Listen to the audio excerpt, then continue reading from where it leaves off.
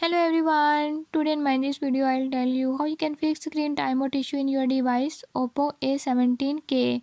In this device Oppo A17k, if you're having any issue like if you have set the screen timeout to be 1 minute, 2 minutes or 10 minutes, but if the screen timeout automatically reset back to 30 seconds, I'll show you the right way how to fix this issue.